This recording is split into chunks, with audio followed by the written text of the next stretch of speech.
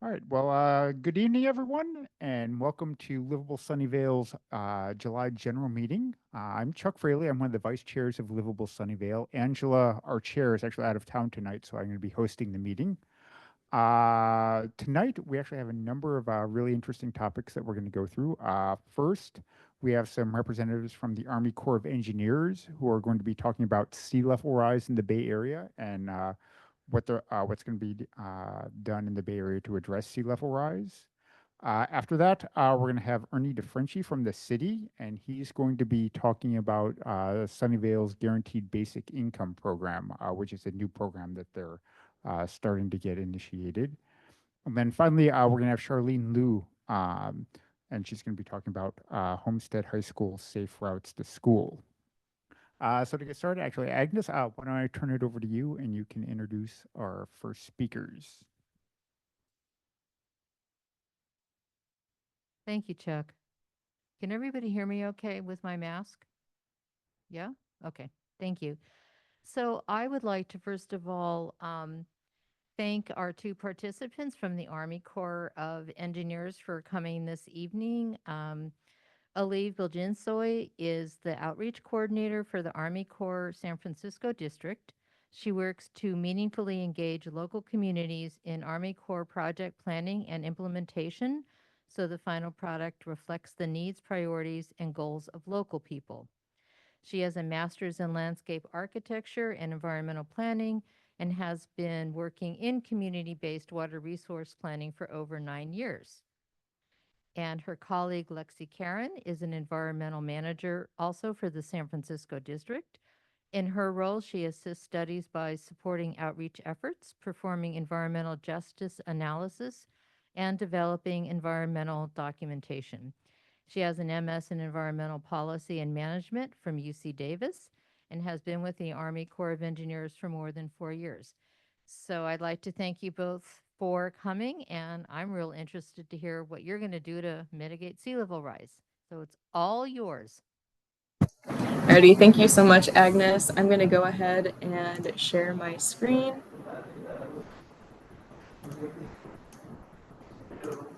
And just give me a verbal okay when you can see my slides.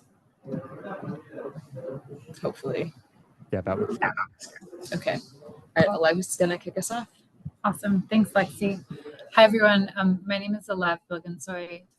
I've been working for the Corps for a number of years and just really happy to get a chance to talk to you all about this important project that we're moving forward. It is aimed at addressing, studying, understanding, and then addressing the impacts of sea level rise along the South San Francisco Bay shoreline. The shorthand for this project is the Shoreline Sunnyvale feasibility study, but really the project area, and we'll show you guys a map of it shortly, is inclusive of the shoreline area from Permanente Creek to the Guadalupe River. Just to talk about the Army Corps briefly, for folks who are not familiar, we're a federal agency, and Lexi and I work specifically for the San Francisco District. The Army Corps has a number of missions, all related to water resource management. The first one is really planning, designing, and constructing water resource projects. And we work basically all over the Bay Area and from the Klamath River down to the Salinas River on water resource projects. We also are a permitting agency. So this is a completely different side of the house than our project delivery agency or project delivery side. So we do review and issue permits along waterways of the US. And then we also have the responsibility within the region of operating and maintaining federal water supply infrastructure, so dams and reservoirs, and also adjacent recreational facilities. And it's not listed here, but the federal channels around the bay that are used by commercial and military ships to access ports, we dredge those as well. It's a pretty big part of our portfolio in San Francisco District. And then finally, we do emergency management. So our team, we have a subset of folks who are trained to respond to national emergencies. of various kinds, recently deployed to Hawaii after the devastating fires that happened there. So that's like one more aspect of the work that we do. This is kind of an overview of the type of projects that we design and construct. And navigation, as I mentioned, is a big part of our portfolio, making sure that there is room for ships to navigate to port. We also do a lot of ecosystem restoration project. The photo there is an aerial photograph of Dry Creek, which is a really cool project where we're installing woody material and kind of using a process-based approach to restore the riparian corridor to support anadromous fish. We also do flood safety. This image here is actually construction happening on another part of the South San Francisco shoreline. So we do coastal flood safety, looking at the risk of sea level rise and coastal storms on inland communities. And then we also do riverine flood safety. So Lexi and I are actually right now in Pajaro, or I think we're technically in Watsonville, but we're here in Watsonville because we are working on the Pajaro River Flood Risk Management Project. We're going to be building new levees along that river system to provide flood safety to the agricultural lands and, of course, the communities who live in Pajaro and Watsonville. And the image on the right is just an extent of where we work. So what I think is particularly brilliant about the way that the Army Corps has organized across the country is it's organized the districts and their geographic areas that they're responsible for based on watersheds. So you'll see this kind of outcropping here into Oregon. That's the Klamath River Basin. So we work in that area all the way down to the Salinas River Basin. And we're somewhere here. Okay, so I'm going to talk a little bit about the Shoreline Sunnyvale project and then turn it over to Lexi to get into the details. The Army Corps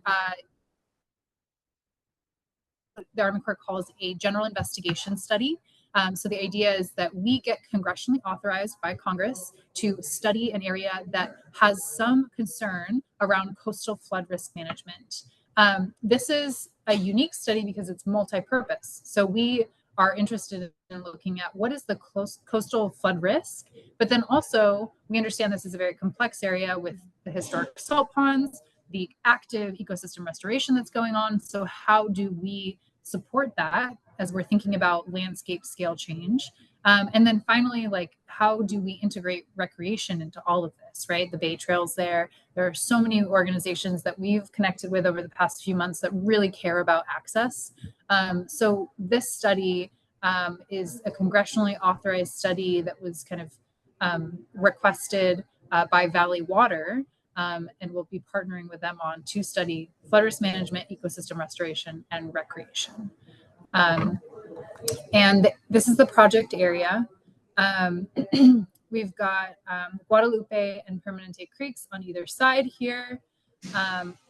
The project area boundary has been delineated on the southern side based on two factors. One is the area of impact associated with sea level rise based on current projections.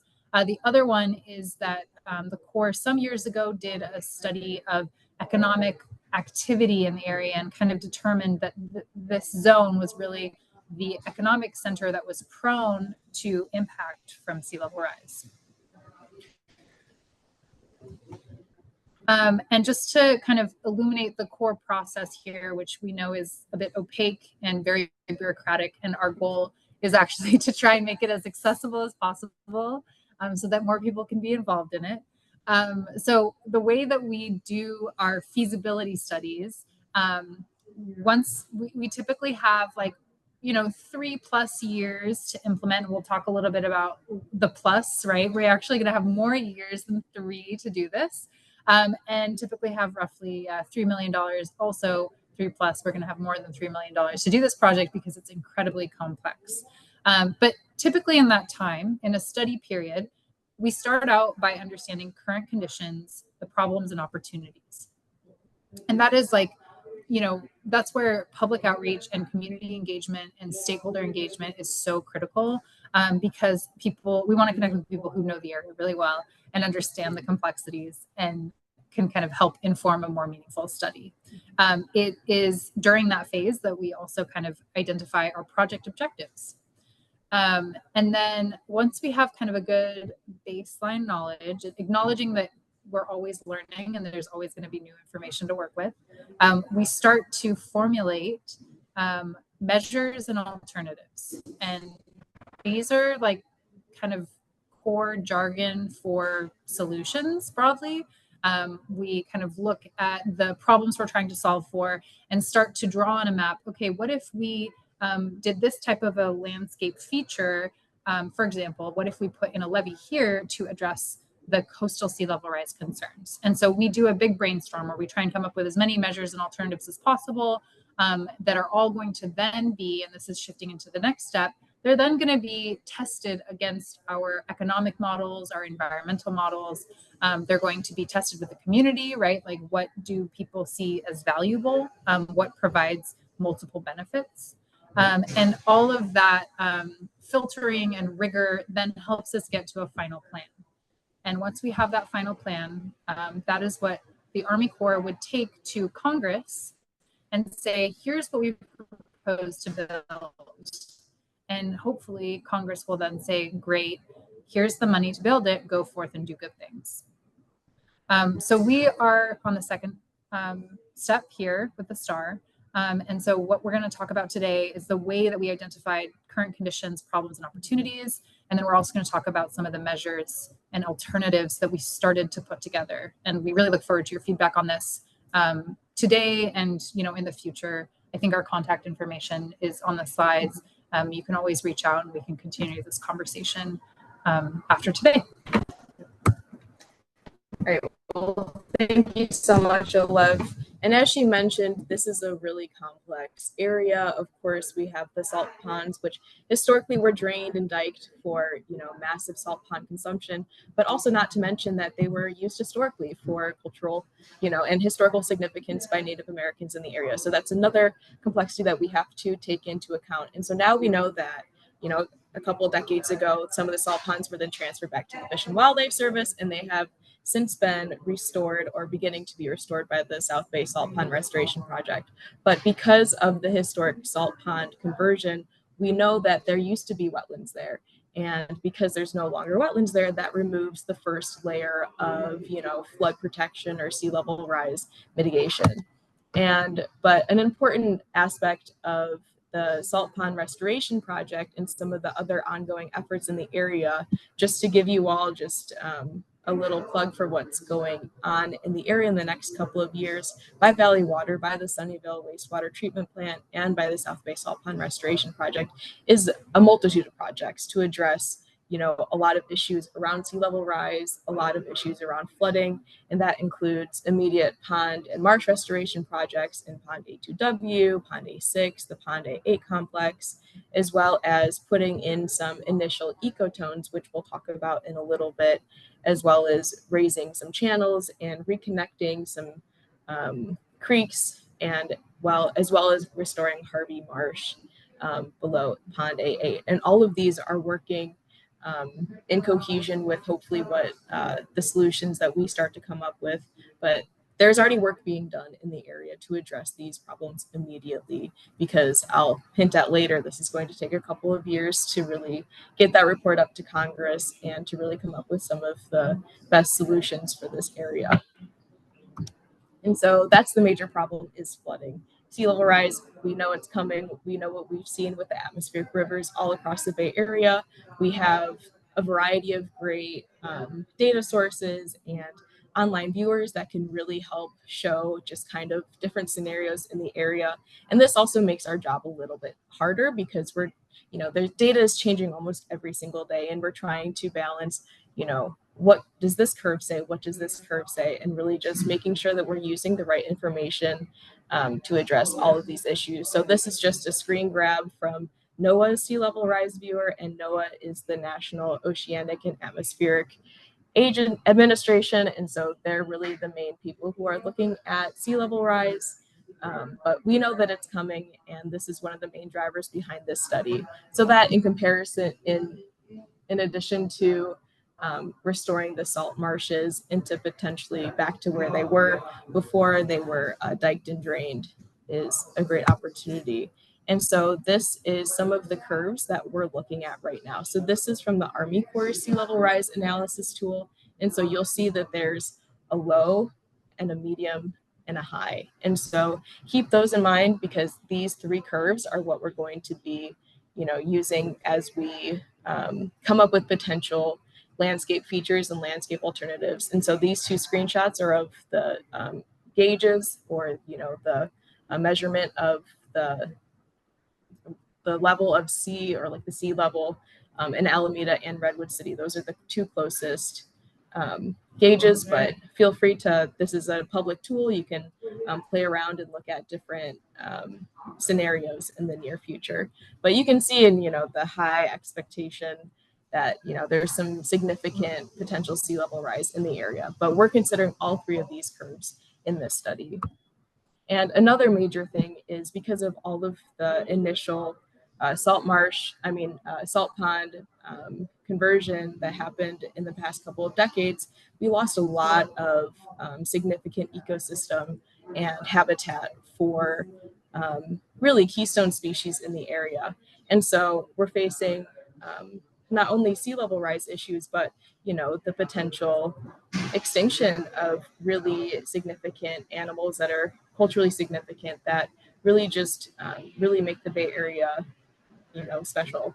And so those are the three kind of main issues that we're dealing with. So we want to make sure that we address habitat loss, flooding, and then also restore the salt marsh as best as we can. And so our objectives are to address flood protection, to restore the salt marsh, and also improve public access and recreation through those things, and totally build regional climate resilience through some of our landscape features and infrastructure. And so this is what we call a multi-benefit project. We do have at the core just individual projects that focus on one of those things, but this is kind of a new opportunity at the core that we can address all of these things at once. And so that just makes our study a little bit more complex.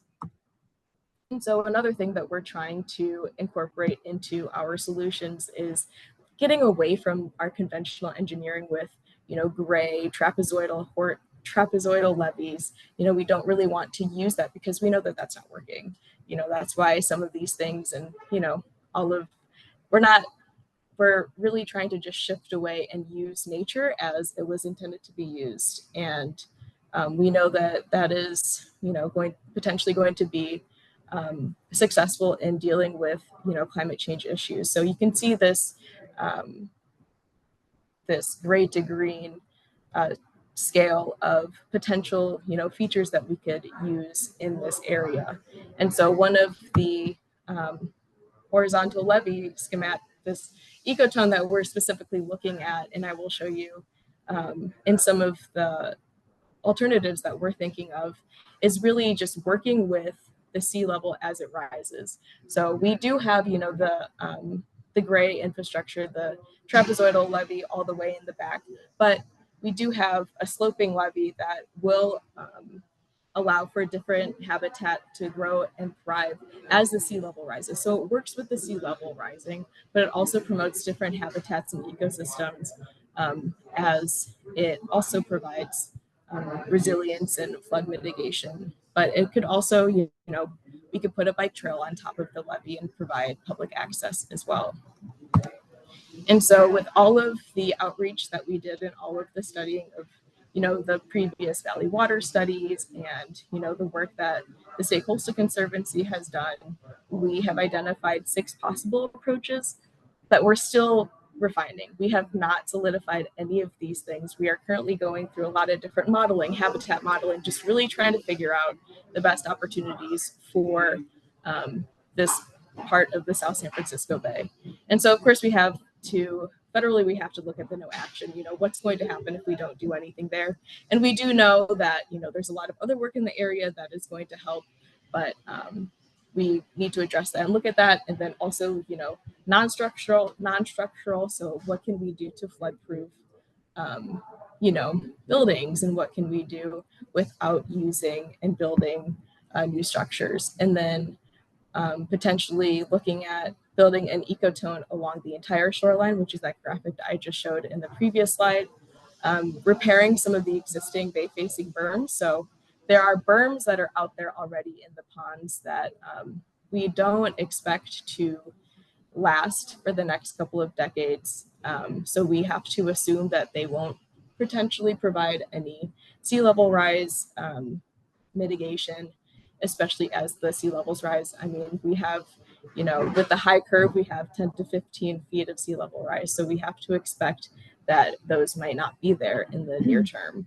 And then another opportunity is potentially just looking at building using gray infrastructure, a levee along the entire shoreline. And then the final solution that we looked at is combining all three of those things. So potentially building an ecotone, potentially repairing the existing bay facing berms, and then potentially building a levee along the entire shoreline. And then maybe doing this in a range of, we do something immediately and then we see how the ecosystem, adapts to that. And then based off of that immediate short-term change, then we can address, potential long-term solution. And so these are some of the maps that we made. And so this dark brown is the ecotone that we would potentially put in. Again, these are very draft. This is, always being updated nearly every single day. We're still really trying to figure things out, but this is one potential solution. And then repairing the bay-facing berms. And the yellow is where the existing bay-facing berms are. And we would just repair them. And yeah, hopefully it would help protect this area, especially as we know that Moffett Airfield is there. And then a combination of, and then this would be just the gray levee along the entire shoreline. And then this would be somewhat a combination of all three of those features that was just mentioned. So we're still really trying to piece together, but I hope you can see, the different pieces that we're just playing with. But of course, we have to take in consideration what the modeling shows us. And so where we're at right now, we're still developing these potential solutions by just really piecing together these different things. I mean, every single day we kind of figure out something new. And as we're dealing with sea level rise and new science that comes out, we also have to use our best data that we have available. And we're currently using 4 different curves. So the low, medium, and high curves that I provided a screenshot of on a previous slide, and then as well as one of the California curves. So we're running all 4 of those curves against every single one of those features, against every single idea that we come up with, on top of the economic, the environmental, and all of our different analyses that we run. And so how we got to this place was, as Alev mentioned before, doing a bunch of different outreach. We spoke with a lot of great organizations that are super active and super connected to the community and the ecosystem. And so we kicked off the study in November, and we kind of wrapped up outreach, well, the initial outreach a few months ago. And so we're still really working on developing and solidifying our solutions. And because of how complex this area is and how complex sea level rise is, on top of, looking at ecosystem restoration and providing public access, things are going to take a little bit longer. And so we are not entirely sure of when we will be coming up and solidifying our solutions, but when we do, we will of course reach out back to you all for your input on them, and hopefully we will be able to get that to you all sooner rather than later. But as for right now, I guess we'll see, but it will be hopefully soon. We do really, want the best for this area. And I mean, I'm heavily invested, and I really hope that, we can come up with great solutions. And this is my contact information, and this is the project email. We also have the project website. I look at the project email every single day, so please feel free to reach out to me for any questions. And thank you so much for giving us this opportunity to present this information to you all.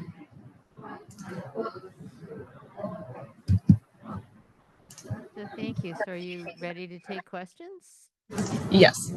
Okay, so if let's start with the people in the room. Does anyone in the room have any questions that you'd like to ask? And I can hand you the mic.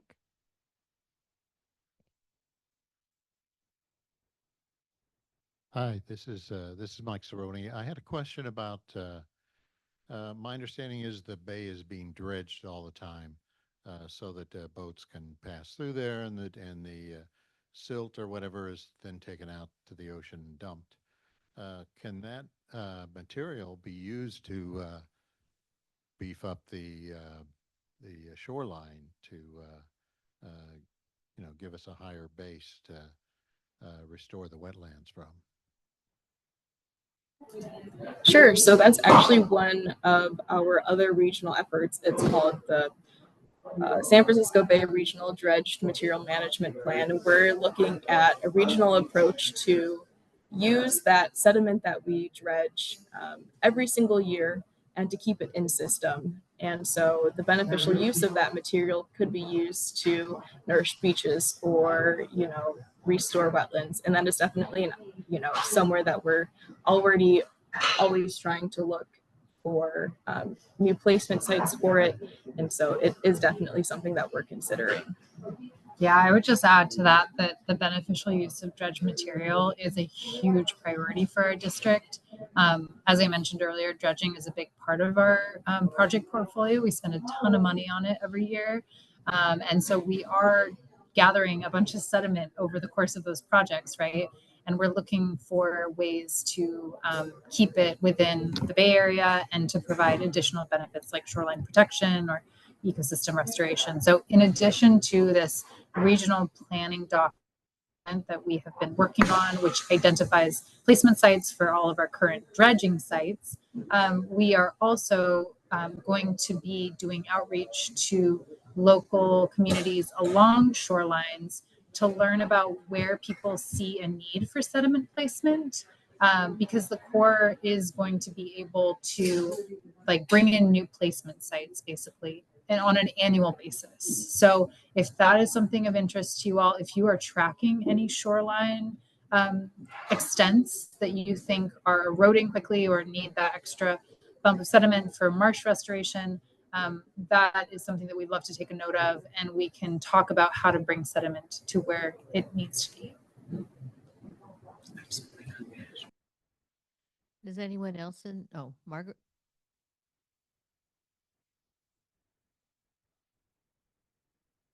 Hi, Margaret Lawson. Is there ever any talk about having boat shuttles from the South Bay toward San Francisco or toward Alameda or toward Fremont or anything? Does anybody ever talk about that? Because I love the idea. I haven't heard discussions around that specifically with relation to our shoreline study that we just shared an update on. Do you know of anything in that respect? Okay, yeah. In trying to determine the best way to deal with sea level rise here in the Bay, are you also looking at countries outside or countries like the Netherlands and Italy and what they're doing as well? And if you are, how are you implementing those ideas? Yeah, I appreciate that question. I'm going to respond to it very broadly because I don't have tangible examples, but I will say that our one of our technical specialists in our team, her name is Julie Beagle, and she really leads our engineering with nature effort. Lexi talked about that green to gray spectrum. Basically, how do we work with natural processes to get the infrastructure benefits that we're looking for instead of building concrete or the more conventional infrastructure features. So Julie has been networked with some of the national and international practitioners who specialize in this type of work. particularly beneficial use of dredge material. So from what I can tell, our district is really incorporating those best practices in the work that we do. So I am not sure if that's happening currently with the Sunnyvale Shoreline project, but I can point specifically to the San Francisco Waterfront project, which is a very large coastal storm risk management project aiming to protect the entire waterfront area in the city. And for that project, our team met with folks from Sydney, from I think Italy, from Hawaii and Seattle to talk about what are the options for coastal storm risk management in a highly urbanized waterfront. And they were exchanging new modalities and new materials and new ideas. And really that helped kind of produce the final plan that we've put forth. So that's something that we are kind of used to, and a way that we're used to working. And I expect that we will with this project moving forward. Thank you. Julia, you have a question? Hello. Thanks for the presentation. Very comforting to know that somebody's working on this. My question is, when you talked about Congress approving funding to do this study, and then once you're done with the study, when you have proposed solutions, you go back to them and present to them and basically ask for money to implement it, right? By Congress, do you mean like some kind of committee, subcommittee? And then what are the chances that they would not give money to do the solution, to implement the solution? Yeah, just liking to understand the process. So if there's anything like we need to help with, helping that process, it'd be good to know.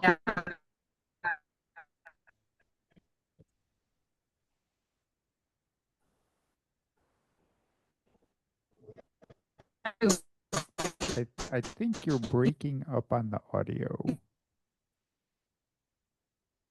If you maybe want to turn your video off, the audio might come through better. All right.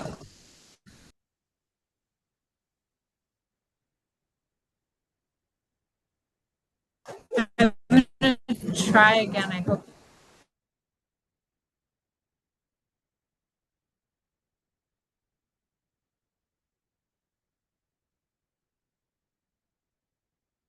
All right, we'll give them a minute to see if they can come back.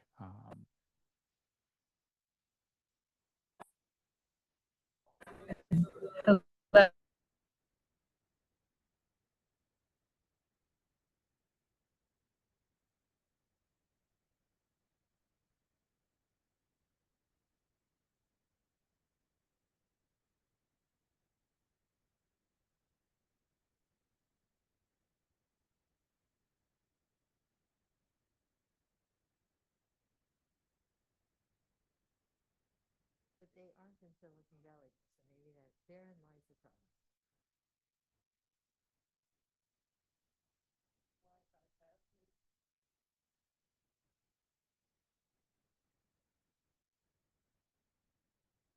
So Lexi is going to try to call in, so just hang on a sec.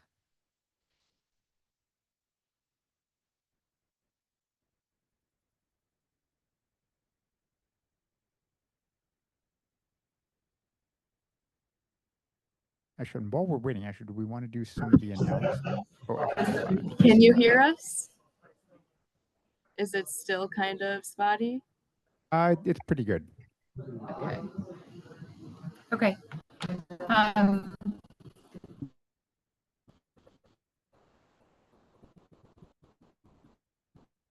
Oop, I think you might have dropped out again. Sorry about that. So, question about. Okay.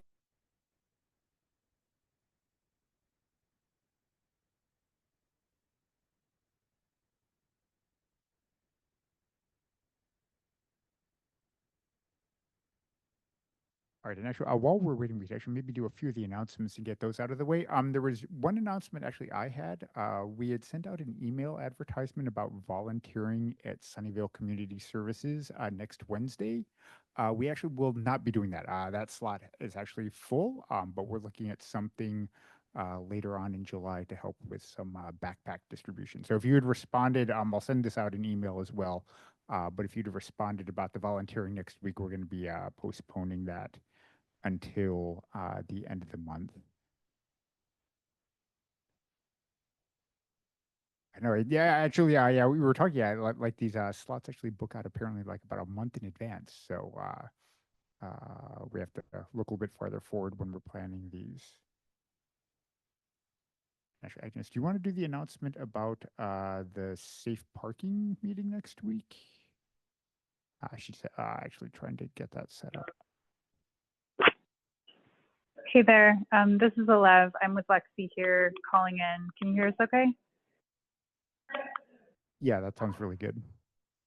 Okay, perfect.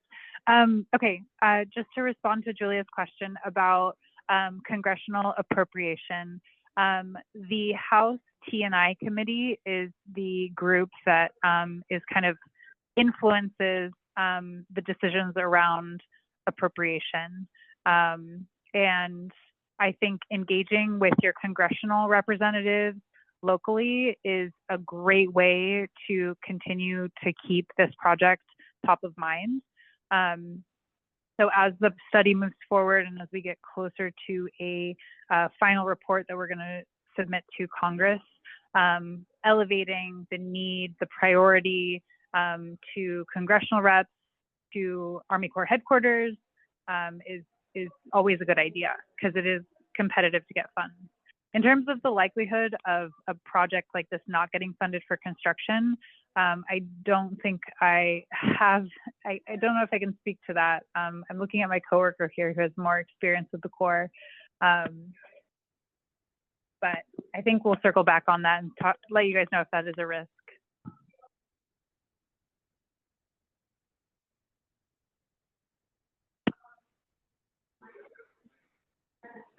You who've not been looking at the chat, a question came in asking if the slides will be available, and Lexi said it's fine for me to share them with you. So if you would like to email me at Agnes Veith, and my name is AGNESVEITH at livablesunnyvale.org. If you send me an email, I will send you the slides. Thank you. Yes, I don't know if you heard, Mike is also recording our meeting, so that will be available as well on our website.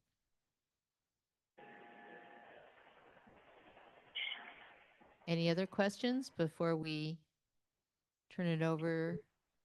Yeah, actually, I had two quick questions. One, my first question was on the time frame for when we need to be looking at this, and it gets back to, I guess, probably the high, medium, and low projections for sea level rise. Can you talk a little bit about what is the time scale we need to get some of these solutions implemented by? Is this something we need to do in 100 years? Is it something that we have kind of 50 years to figure out? Is it a 5-year program? Kind of what time frame for the different projections do we need to be concerned about? Hi, yeah, this is Lexi. That's a great question. So just looking at the different sea level rise curves in the area, we're looking at the years from 2040 to about 2140. So, 2140. So we're looking at a 100-year period of analysis. And typically a Corps study, an Army Corps study is only looking at 50 years, but another level of complexity to the study is looking at kind of more the long-term impact of sea level rise and looking at potential ways that we can mitigate for that. Great, thanks. And then just one final question. Are you doing similar projects kind of all around the Bay and then up through the Delta and everywhere else? Yeah, I would say that we have other coastal storm risk management projects, like I mentioned, the San Francisco Waterfront Project, which is actually being implemented by the Tulsa District of the Army Corps currently. But I would say that the scope and the kind of timeline that we're talking about with this shoreline project is pretty unique. We're not operating at this scale really anywhere else around the Bay at this moment. So we do have one shoreline project that's happening adjacent to this new study area that we presented on. And there is active construction happening on that project. Similarly, it's a multi-benefit coastal storm risk management, recreation, ecosystem restoration project. But then, yeah, I guess Sunnyvale is kind of the next iteration of that in the region.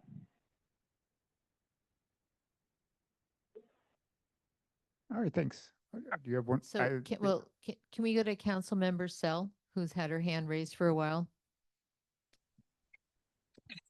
Hi, I had a question. You mentioned that it would be good to reach out to our congressional representative. What is the time frame that would be good for us to reach out to them? Is it timed when this comes to the committee, or what are your thoughts? Yeah, I think, let me circle back and check in with the larger team about the funding timeline. I think anytime there's a discussion around project funding, it's a good time to re-engage with congressional members. But, I think that when the project is up for construction, funding would be a meaningful time to talk about the significance of the study and the proposed project. But I can circle back with you on that, council member, and perhaps you could reach out to Lexi. Unfortunately, we're disconnected from the meeting, or I'll reach out to Agnes and see if I can get your contact information through her. Thanks so much. And I'm just asking in my personal capacity, and also in my career capacity as a city council member individually, what kind of organizations usually reach out? It's usually Congress members, and do senators of our state, are they state senators, or the important, or just mostly Congress members? Sorry, could you clarify like what type of outreach you're referring to? Yeah, mostly it's just Congress members that would contact the Army Corps of Engineers, and no other government bodies would advocate for this funding. Is that correct? Like no state bodies, no city bodies, or so we should all work through our Congress member. I would say that, yeah, the congressional representatives probably have maybe the most influence on the conversations that are happening at an appropriations committee level. But I do think that just building regional awareness around projects that you want prioritized is significant as well. I mean, if I haven't heard as much about like representing or engaging state representatives, but I don't think it's a bad idea. Okay, and thank you for your work. Thank you for the presentation. Yeah, thank you all so much. Thanks for the opportunity to share with you all. As Lexi shared, we want this to kind of be an ongoing conversation about the project, and I'm happy to share more information about the alternatives and measures as we move forward with them. So before you go away, we have one question from someone in the room. Bruce? Hi, Bruce Payton.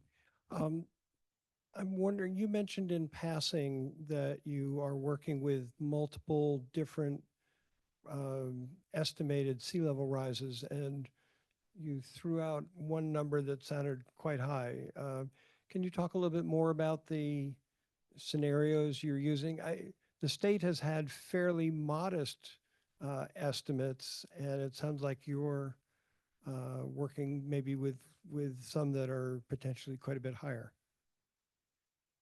Yeah, that's a great question. And so the Army Corps, we have used our own combination of different resources and data that's out there to create our 3 different curves that we're looking at. These are gauges. This is information from gauges all across the country. So not just from the Bay Area, but So this information is available for all the gauges that are on the coast, but we typically look at a low, a medium, and a high based off of the historic data and how that has changed in the past, 50 to 70 years, whatever is recorded in the past for that gauge. And so that's how the projections are predicted based off of that. And so we have a public facing tool. It's called the USACE Sea Level Analysis Tool, or SLAT.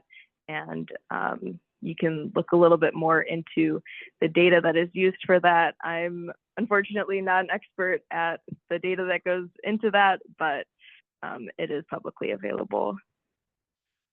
Can you say a little bit more about what kind, what's the rough order of magnitude you're talking about for the high end estimates?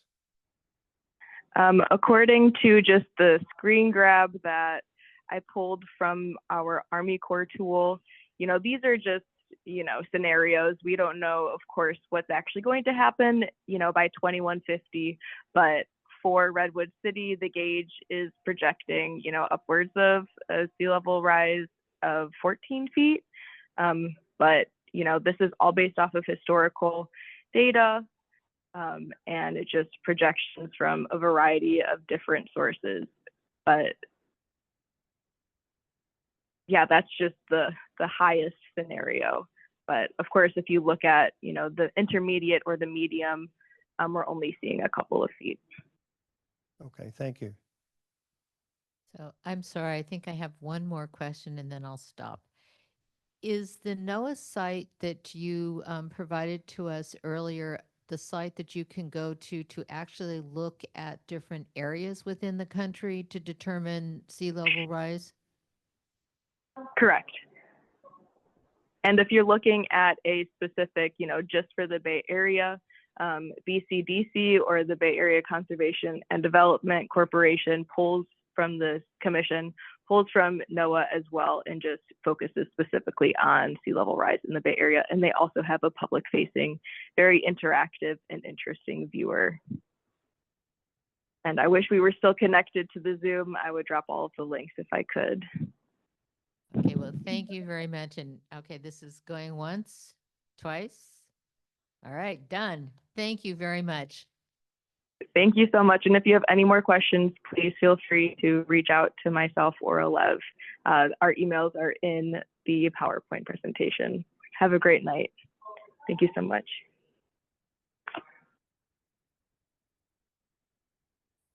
All right, so yeah, sure. I'll hand it over to Mike to introduce our next speaker.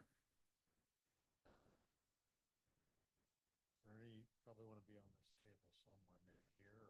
I can move over here. I'll move. Are you sure?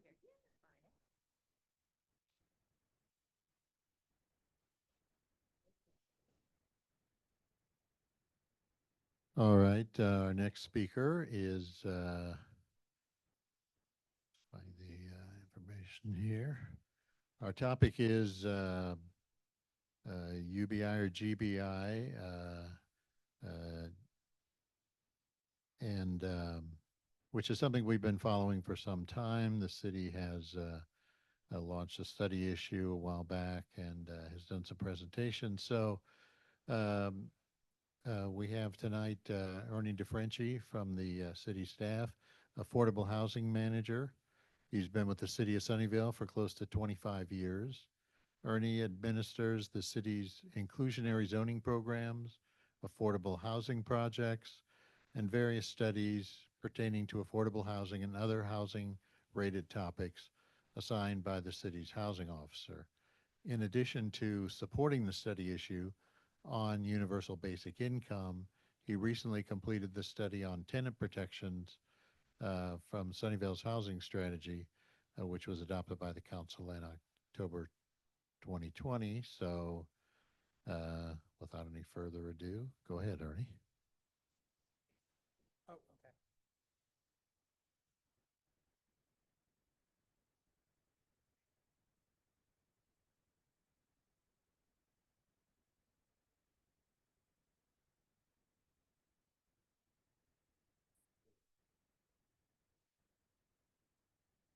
did send them to you guys.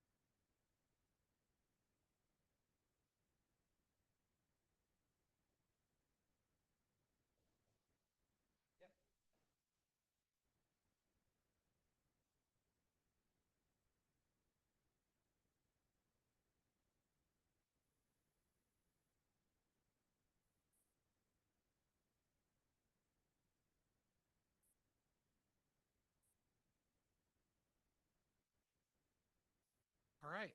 Well, thank you guys for having me here tonight. Like Mike said, my name is Ernie DeFrenchi. I'm the Affordable Housing Manager with the city. And today I'm going to talk with you guys about a study issue that dates back to 2022. Study issue 2207, which was for city staff to evaluate a universal basic income pilot program. Now, before I go into it too deep, I just want to make sure that we get some acronyms right. We initially considered a universal basic income, and then when we brought on our consultants, they said slight change. Universal basic income implies everybody in the community gets the income. Rather, what you guys probably want to study is a guaranteed basic income, or GBI, which really focuses on a set group of people or population. So even though the study issue refers to a UBI, we are going to use GBI in our presentations and all of our staff reports going forward. So like I mentioned, we hired Dalberg Advisors in mid-August 2023 to help us complete the staff report, to do a lot of outreach meetings, work with community members, community groups, a lot of our partner agencies that we work with that serve the community. Sure. Okay, gotcha. Sure. So we hired Dalberg. They did a lot of outreach with the community. They did some really great focus groups with, actually, we had some nonprofits provide some folks that they actually think would benefit from these programs. And they had focus groups where they talked with them about how a stipend of X amount of dollars could change their life for a period of time. So it was real good conversations that we had, and this is why we hired them, because they're experts in this field. We do anticipate taking the staff report to council, as well as the Human Service Commission, Housing and Human Services Commission, probably early fall. All right. Yep. We'll go on to the next slide, actually. So a little bit about Sunnyvale's population. Yeah.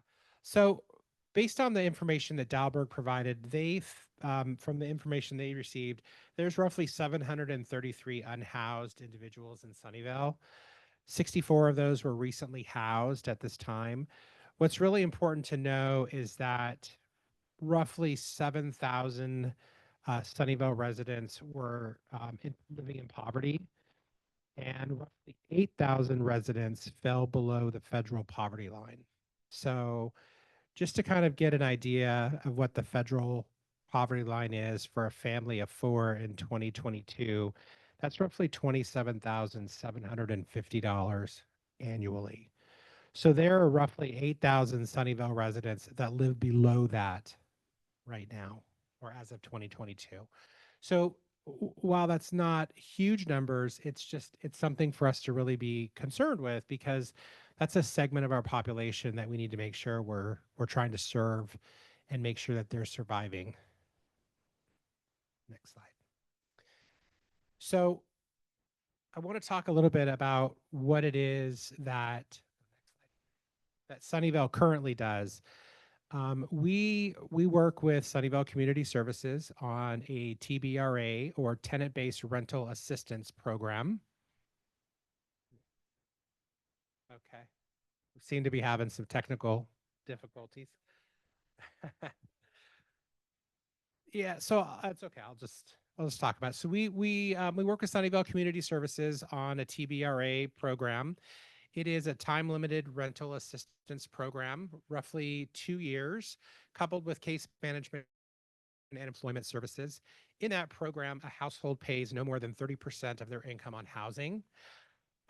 Like I mentioned, we partner with Sunnyvale Community Services on this. It is funded by our federal home grant, roughly up to $1 million per year rental assistance, and then $350,000 in case management and administration. It's got the capacity for about 40 households. And although I don't manage this program or work directly with it, I hear really good things about the program. So it's important to know that even though we technically don't have a universal basic or income program or guaranteed basic income program, we do offer some programs that provide subsidies for folks in the form of rent assistance. And this is one of them. So as I mentioned before, we initially kicked off the study with universal basic income, which provides individual, regular, unconditional payments to everybody, whereas guaranteed basic income refers to a similar concept, but just targeting a certain population. So next slide. A couple of things to talk about UBI in general. Basically, before I jump into a little bit about some of the intricacies of it, there's roughly been 100+ pilots in the United States. 20 of those pilots in California. City of Stockton is one of those cities that just kind of launched it and really saw the impact that it had on their residents. So that's one of the kind of the nationwide ones that everybody talks about, is the City of Stockton. There are currently 4 pilots being done in Santa Clara County right now.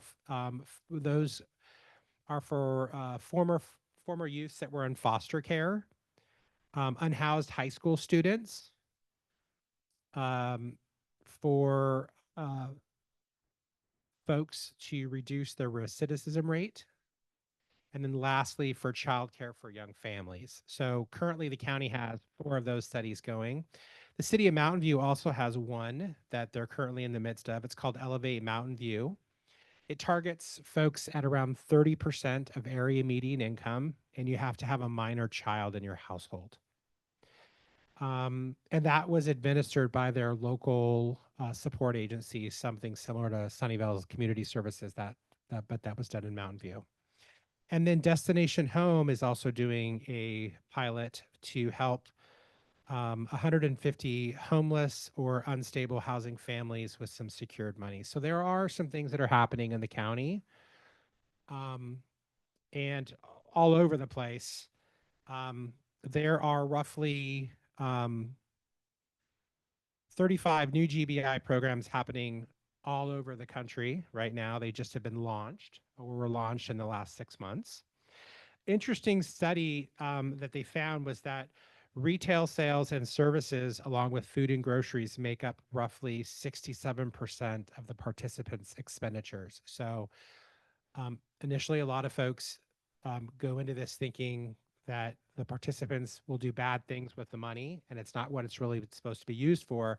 But there are lots of studies that have been done at Penn State institutions where they're actually taking the data and they're analyzing it, and they're saying, no, they are really spending this money on food and groceries, transportation, housing, things like that. So we see that it is making a huge difference for these families in turning their lives around. Yeah, that's okay.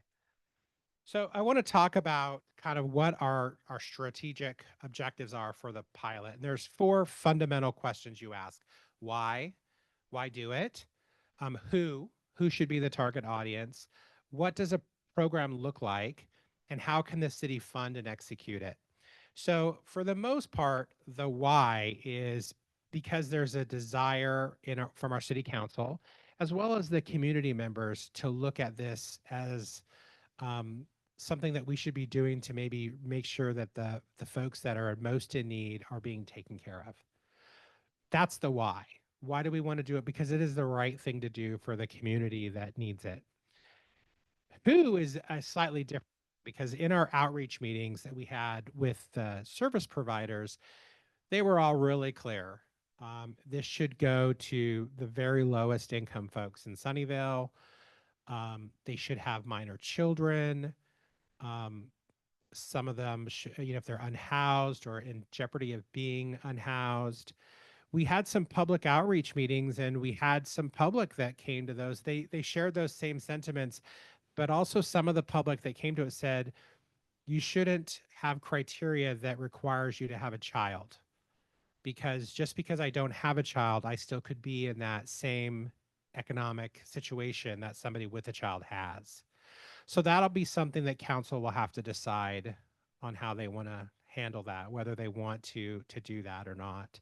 But we definitely had consensus from all the groups about who we think should benefit from this type of program. What is the pilot design? That's an interesting one, because there's a couple of different types you could do this. You could give somebody $1,000 a month for 24 months and see how that changes their life. There has been a unique approach that's out there where you could give somebody a one-time lump sum of, let's say, $6,000, and then spread the remaining $18,000 or so over the 24 months.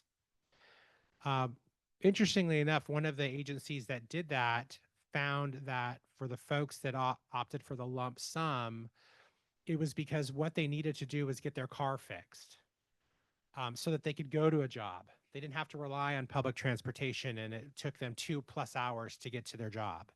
So what they needed was that infusion of cash up front to get their car fixed or whatever it was, and then that kind of set the pace for how they moved forward. So that will be something that council decides. How do we structure this? What's their desire for that?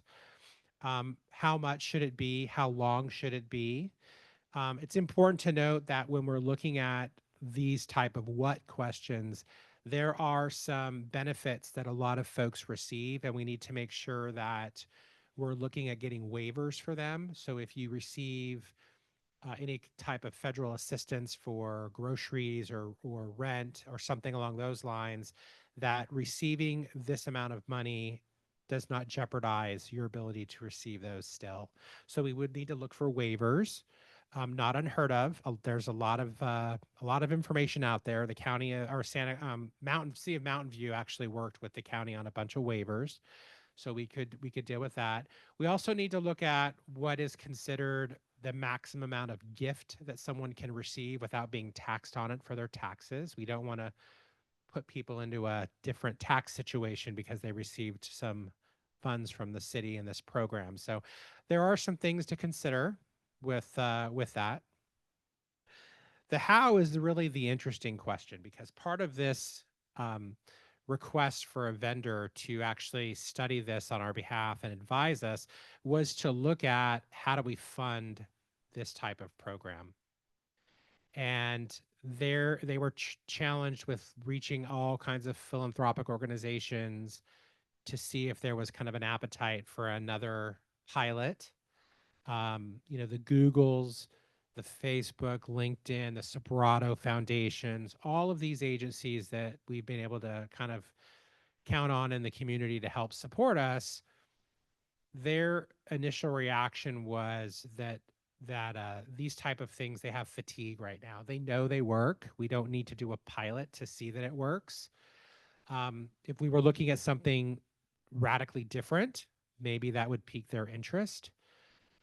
But right now that they kind of felt like there was fatigue. So we are still looking at the state and the county and other agencies to see if there's any other type of funding available for this. When we do take it to council, staff will craft a recommendation that council then will have to make some decisions on where we go next. Because if we can't find an organization to fund it, then that means if we're going to do it, we've got to use some of our city funds for that. So we'll go to the next slide. We'll talk about some typical characteristics of these type of programs. So generally, in order for successful programs, you need around 100 to maybe no more than 325 folks. So households participating in it. As I mentioned before, you could look at either a monthly or a hybrid, which is that lump sum or monthly amount. Ideally, $500 is the minimum. 1,000 is probably a little more in line with what other agencies do. The duration is usually 2 years. You could do a 1 year, but 2 years is generally what is done. That also provides an opportunity for us to engage with the recipients on financial planning classes, providing information out there to help them understand financial goals and financial literacy. That was when they, when Dahlberg met with the focus group participants, they did jump in a little bit on some of the financial literacy, and there's a lot of folks that still need to sit down and understand some of that stuff. So we would not require it in a program like this, but we certainly want to make sure that there are opportunities to have it offered so that folks gain some information on that as well. Administration for a program like this is roughly 15%, although there have been some cases where it's almost 40% to administer a program. If you do something in-house, it could be quite expensive because you've got to you got to set it all up, you got to establish your group, you got to cut checks, you've got to monitor it. If you want statistical information, and in all my years in Sunnyvale and speaking with council members, they love statistics and data. So I would assume that we'd probably want to make sure we can provide some real good data on this. So what that kind of really means is that a program like this serving, I'm going to say 200 folks at $1,000 a month for 2 years at about 20% administration is probably about a $1.4 million. So per year. So this is roughly a $3 million project for 2 years.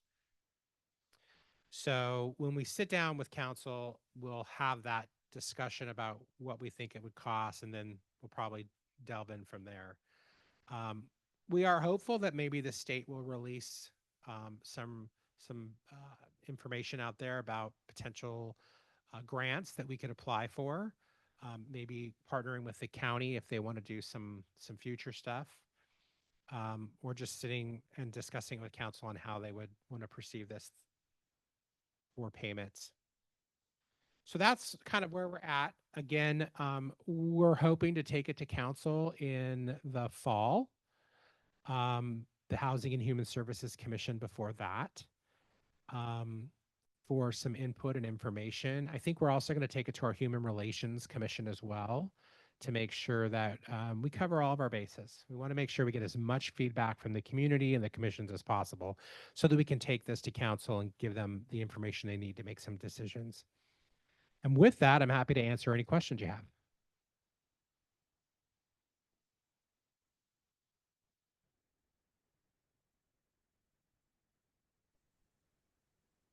Question? Turn on your sound. Yeah. Does the person who's involved in this and getting the money have to pay taxes on this? So that's one of the items we mentioned is we want to make sure that the amount that we're going to be providing each year falls below the threshold for the IRS for them to require to pay taxes on it. So there is a minimum, or I'm sorry, there is a maximum that you can make and receive as a gift, and so it would be it would be lower than that amount, so that they don't have to pay taxes on it. Okay. Thank you.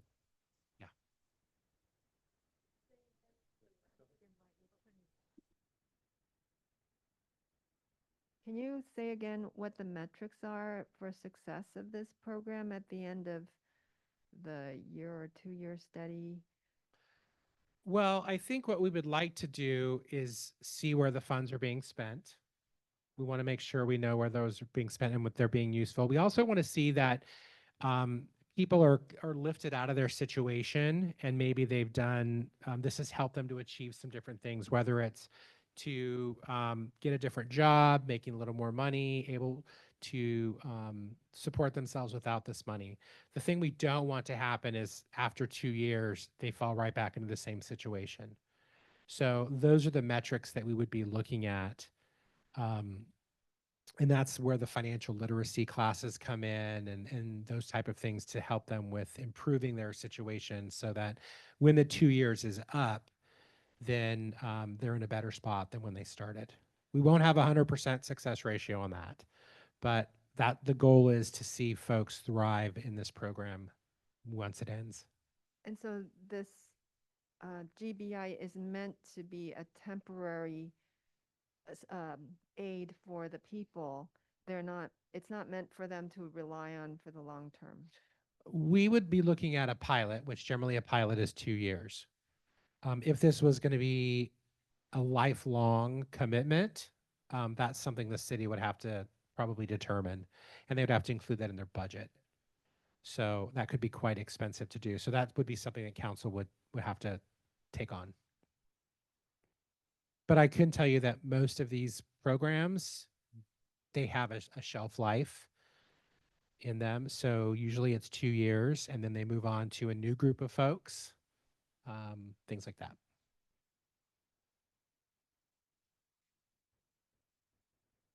Julia had a question.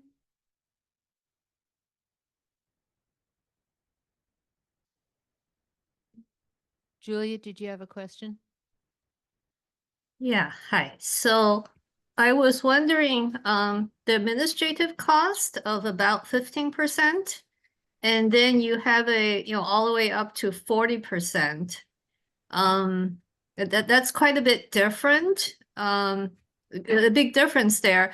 I was just wondering whether the 40, let's say the program that came out 40%, was that based on a lower amount program? Like, they only did 1 year and only gave $500. So the base is lower. And that's why your administrative cost is, a lot higher in percentage wise. What made that different? What makes that difference? Sure. So one really large study that was done worked with Penn State think tank on this type of programs, and that costs a lot of money. And that's Mountain View, the city of Mountain View. So not only do you have to fund a program, and you have some in-house administrative costs, you have some extra costs because you've got to have a provider who actually issues the debit cards or cuts the checks, whatever you're using, payment method you're using. So that's some of your administrative. And then if you want the metrics, generally you work with college or a think tank group, and that's where the bulk of the administrative costs would come. So for example, Mountain View has a fairly large administrative overhead because they are working with Penn State on this. So that's where you're going to see that 40%. If you just did a straight program with minimal administration, not a lot of metrics, it's probably going to cost about 15%. Does that answer your question? Yes, we know how those colleges, universities charge overhead. Agnes is laughing. Ernie, good to see you. And I can tell you that the cost for a lot of the nonprofits who are administering these programs is also well underfunded always. So there's always these hidden costs as well. And yes, everybody's always hungry for the metrics. And then people think of metrics that they hadn't thought of and also want that. But one thing I wanted to share was I know that the foundations, local as well as national, have the fatigue of another pilot, but what else is new? And what I do know is that STEM and investing in children and tying it to education is still very important in the minds of some people. And I will tell you that 5 years ago, we proposed a GBI, it was to Google for one of their impact, like their $1 million grant things. We got to first base with them, and then COVID hit. And we were partnering with the school district here in Sunnyvale, and we said we're going to look at families with school-age children who are low income and tie it not specifically to, this child, it would be anonymously collected, but that we were going to look at whether or not having this GBI helped attendance in school and helped performance in school. We thought those were two metrics that might be tied to whether or not the family was struggling financially or had some relief with that. And it was intriguing to people. And we still, every time we talk to the school district, they're still really interested in doing that particular study. And it could be a unique way of appealing to some of the foundations who think that education is the thing to concentrate on. And those would be metrics that would be easy to collect because you would just put them in a pool and it wouldn't even take a UPenn, though I think Stanford might like to get involved because they have ties to the school district or they have student teaching going on. And the other part is everything you said about where people spend their money. I mean, that's like a playbook for what we see all the time. And when sometimes people come here and they have $1,000, but they can't pay their rent for $2,000. We'll try to help them with the full 2,000 rather than saying, and you have to empty your bank account, because we want them to get something for the next month or to pay off that car or whatever it is. So, so let us know. I mean, we're the data hounds here as much as possible, but we'd love to be able to do something here in Sunnyvale. And like you said, help people lift themselves out of, not being able to keep their house and their kids fed. Yep, absolutely.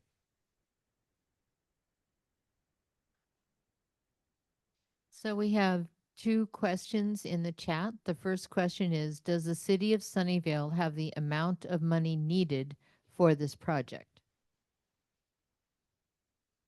So I can't comment on that because we haven't gone to council yet. So when we go to council, there will be a fiscal impact in the report, and council will be able to review it and decide from there where we go. So unfortunately, I can't comment on that. I can provide a little bit of color. The question isn't, do we have the money? It's what are the other competing priorities? We do have the money, but there are more priorities than there is money. Right, right. So we have a structural $3.5 million surplus currently. And I think this in the budget we've spoken for, this year's budget, we've spoken for about 120,000 of that. This would be a very substantial chunk of that surplus. So that gives you some ideas of the numbers involved. And I don't want to say more because obviously this is coming to council. Thank you for that. Well, there was another question before I go to you, Council Member Sell. Would Sunnyvale be able to transfer funds from a different project? Again, I'm going to say that will be something that council will make a decision on. I can't comment on that yet. But that will all be brought to council with the staff report where they'll be making some decisions on how we move forward. Council Member Sell?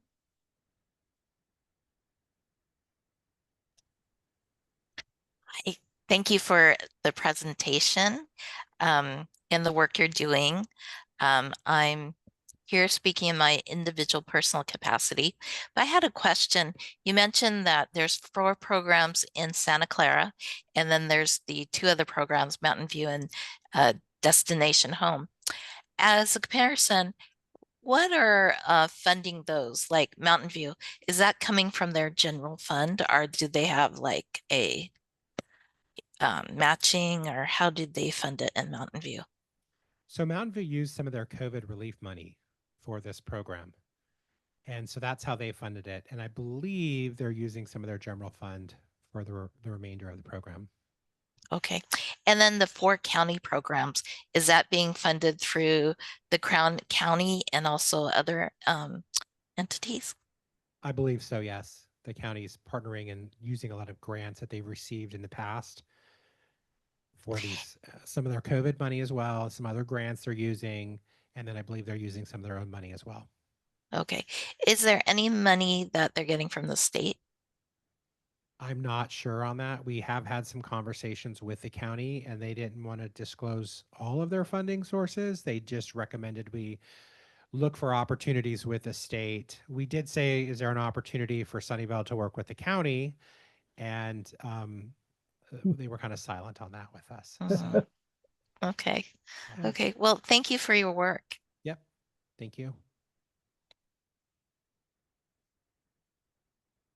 I wanted to ask the metrics question in a somewhat different way. So if let's say the city decides to go ahead with this and spends roughly $3 million, what would success look like? How would we know if this was a good thing to do? Well, I think what we would, if we got approval to do this, we would have to set a program up and go back to council. And part of that discussion with council would be, what metrics does council want to see? What is going to show them that this program is meaningful and successful? Do they want to see where the money's being spent? Do they want to see how many people are successfully lifted out of the poverty level that they're at and moved into a different level? Do they want to see some folks were able to attain jobs that previously, before this, didn't have job opportunities?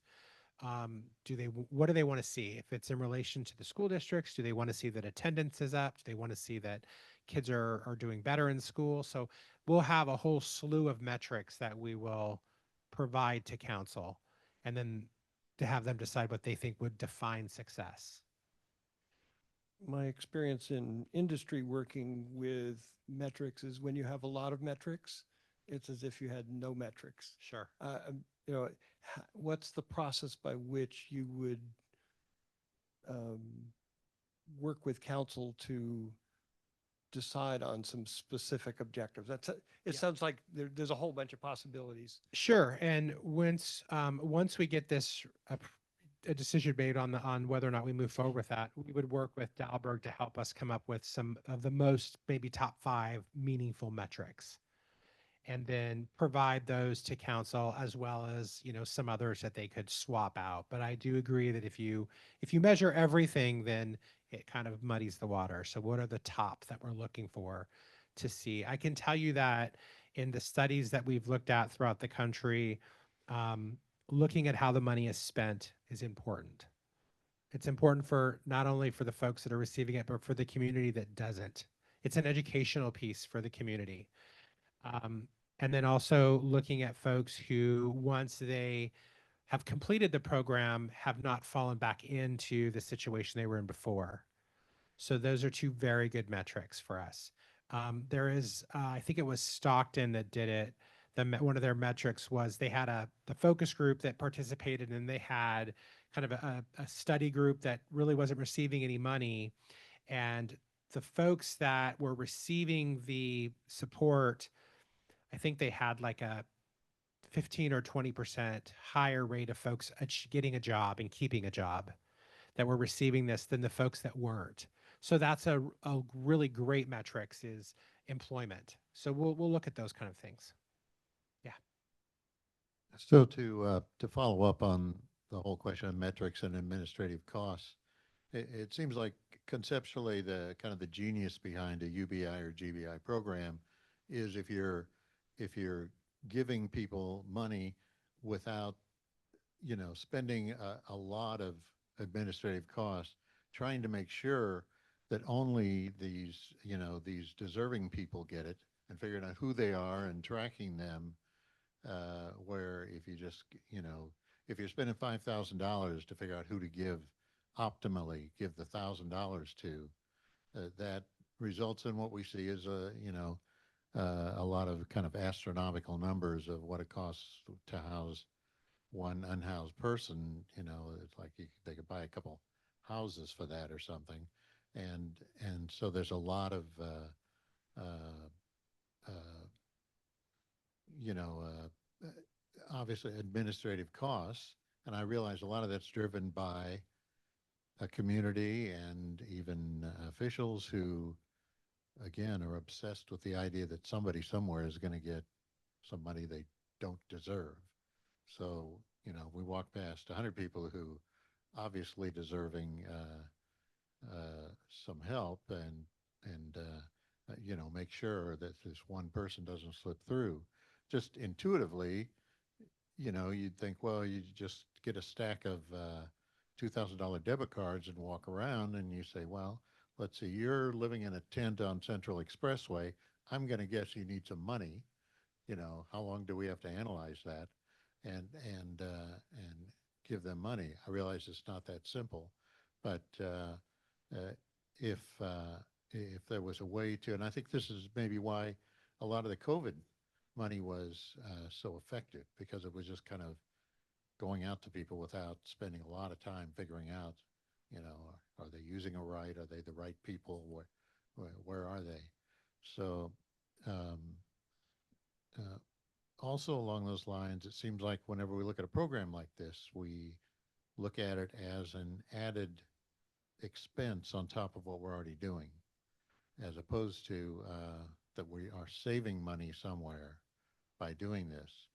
I mean, if it's not a more effective way to get to people, then we shouldn't be doing it. But if it is, then we should recognize savings someplace else that offsets some of that cost. And I think you mentioned pilot fatigue. So we have pilots all over the country that continue to show that it works over and over again, but nobody wants to do something longer than a pilot, because, as we will do in Sunnyvale appropriately, we'll look at our 20-year plan and we'll say, well, this is astronomical. But of course, the unhoused are not going to go away in 2 years, right? Unless this is a fabulously successful program. So, but are there ways to simplify this so that we, can get it to more people with and recognize some savings elsewhere uh, to implement a program like this? Well, I think we would have to study that a little bit deeper then to see what type of savings we think we could save if we did it differently.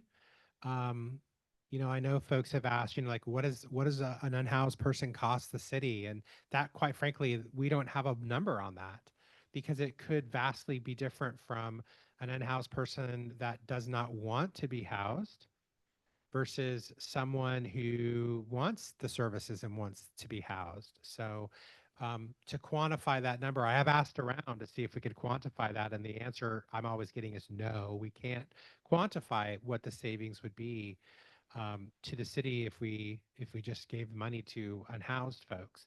I also think it's important to know that there are more folks out there than just the unhoused who could benefit from this. So that's something when we go to council with the report, if whatever council's direction is the direction we go. So I'm a little excited to see kind of where we go with this in the fall, and put it into use if possible. So I have a question, Ernie. In the housing element, our current housing element, it was noted that the rents in Sunnyvale have gone up higher than any other city in the county. That I know that last year we put through, with your help, a tenant protection ordinance that still does not really limit the amount of rent a landlord can charge per year that would be equivalent to a salary increase that a person would receive. Is the city looking at all into perhaps slowing down our rent increases so that the money people are currently living on or potentially getting through the GBI program will go further? Because we all know housing burden is a huge issue for many people. So I'll start off by saying the city doesn't determine rents, market rate rents. The city. But can't the city put in an ordinance to top the rents that a landlord could charge? So what you're talking about is a form of rent control. Yes. That has gone out to the voters twice. It has not passed. So in order for the city to do that, it's been my understanding, and it hasn't gone through since I've been in housing. Most of my tenure has been in housing, but a good portion of it was in IT as well. So as far as I know, twice it's gone out to the voters. It's been rejected twice.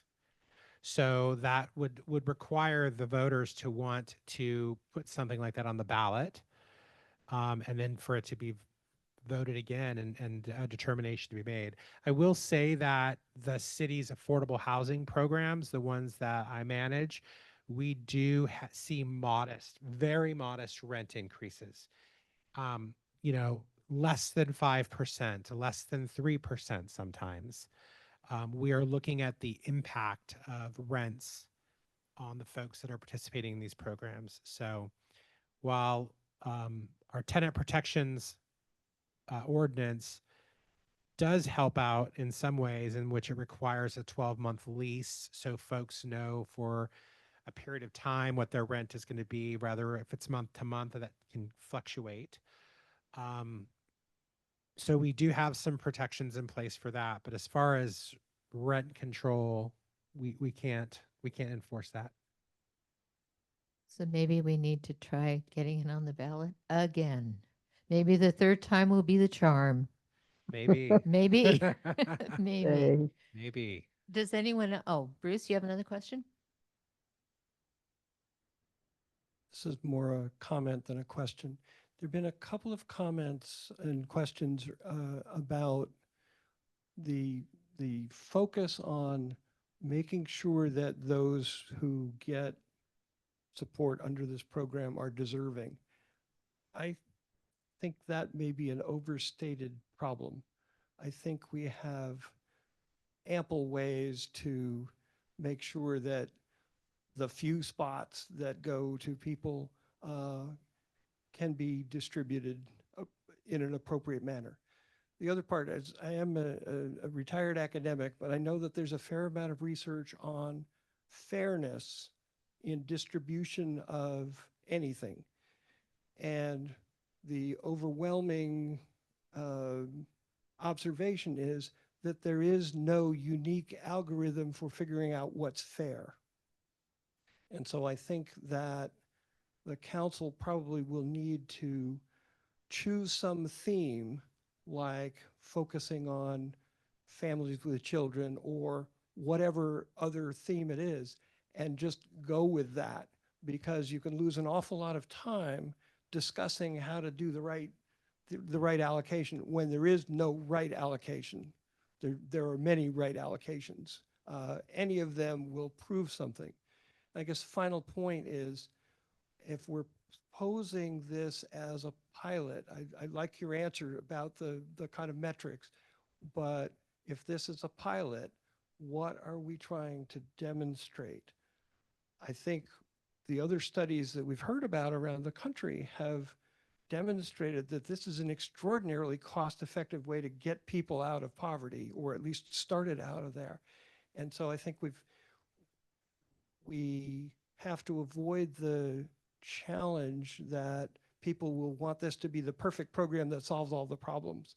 And so I suspect that the pilot, if we can get more specific about the goals of it, just to demonstrate the cost effectiveness of this approach, that may save us a lot of nonsense in the discussions about where to go with it.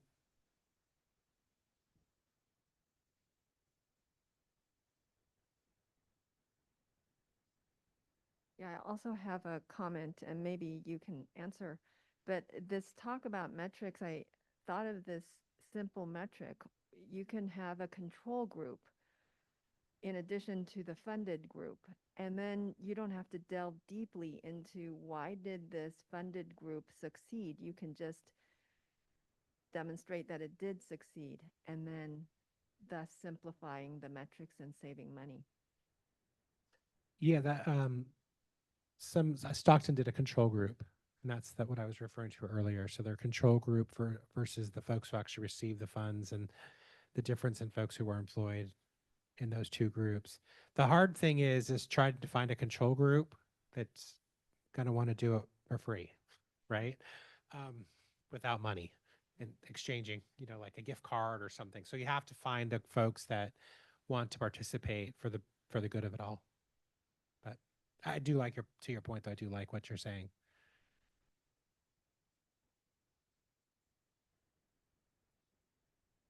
All right, actually, maybe one more question, and then we'll move on to the next speaker.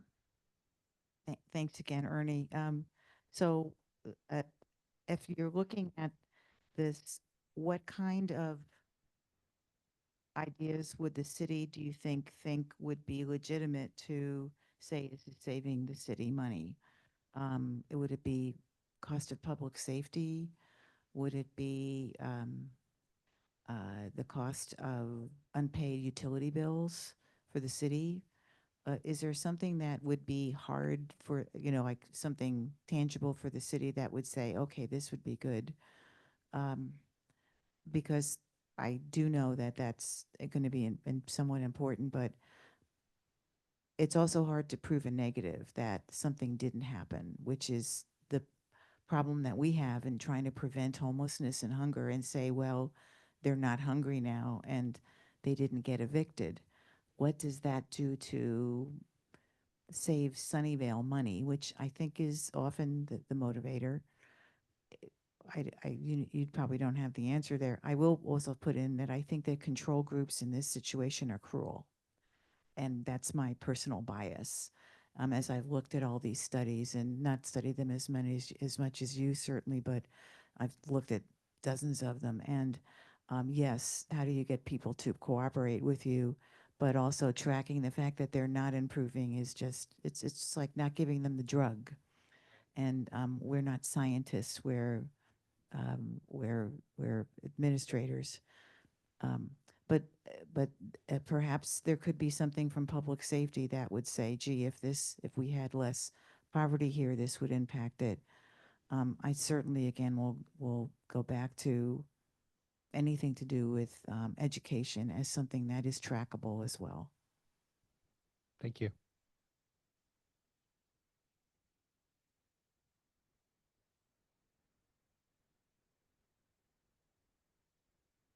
All right, one more quick question. Here we go. If there's so many studies that have been done, why are we studying it again? It's always the question. So we were directed by council. We're directed by council to study it. Okay. We were directed by council to study it, so we have to study it with their direction.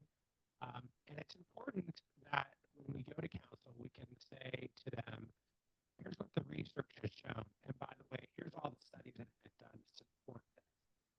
So that's why we did the study. And that's why we worked with the professionals who are in this arena to make sure that we can get council the most comprehensive report as possible. So they can make a decision, because it is dollars that we would, if approved, would have to come from somewhere. And so we want to make sure the council knows enough about it and feels comfortable with where we're at with that report. So no comment. I do like the studies myself, because I will say that I was one of the folks that wasn't too inclined to think this was a good direction. I had my own preconceived notions about this.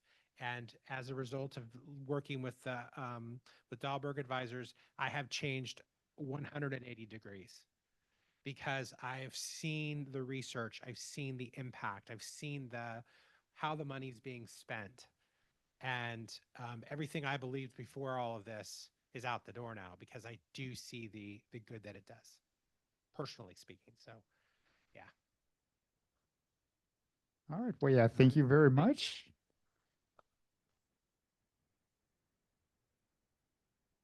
All right. And next up, we have Charlene Liu, who's going to be talking about Homestead, Safe Routes to School for Homestead High School. A proponent of environmental sustainability, Charlene has been helping Sunnyvale move toward clean transportation for the last 3 years. She's been focusing on enabling people to bike to local destinations like schools and shops by working with the city to install bicycle facilities. Some of the successful campaigns Charlene has led are to hire an active transportation planner, make Homestead Road bikeways safe for students and commuters, install safe bike and pedestrian facilities on Tasman Drive, and study bike lanes on Hollenbeck Avenue. Charlene has two daughters who got her started in safe routes to school at their schools. And prior to bike advocacy, Charlene was a speech recognition engineer. So welcome, Charlene, and thanks for talking about Homestead Safe Routes to School.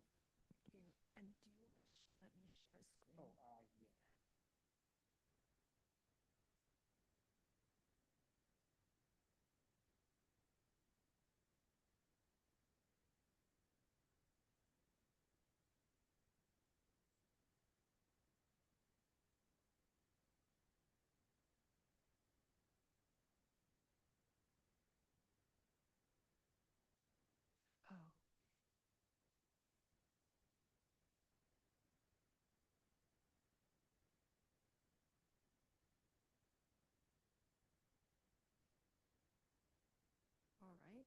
So, Homestead Road Safe Routes to School. And this is a summary of what's happening on Homestead Road. So, there are actually two projects going on Homestead Road. So, I will talk about both of them. So, but first, let's step back and ask, why have safe routes to school? And normally I don't have a slide like this because I'm usually talking to a biking community, but here at Livable Sunnyvale, I want to motivate the reasons why it's so important to have safe routes to school. The first is that we want safety um, for children. So just in April alone, a child was killed, 11-year-old child was killed at Stevens Creek Boulevard and Foothill Boulevard intersection. And this child was standing on the sidewalk or walking on the sidewalk, and a car ran into them. I don't even know what gender the child was because they're underage, so they don't report that. And the kid died. And then there were three other kids with this kid who died, who were younger, and it was just horrific.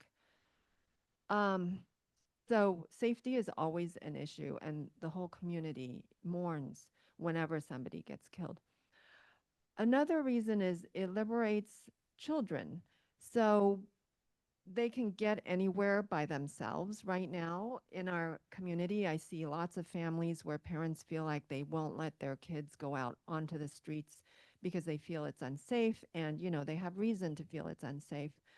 And I have seen teenagers in my community who don't know how to get around. They don't know even the street names of the streets that's just connecting to the street they live on. And they don't develop a sense of spatial knowledge because they don't need to use it. So that really compromises the development of children. Another reason is it liberates parents. So you've heard of soccer moms driving their kids in minivans to their soccer practices because there are lots of soccer practices. And there's lots of other activities children go to. So this way, with safer streets, the children could get to some of these activities on their own, and they could get to school on their own.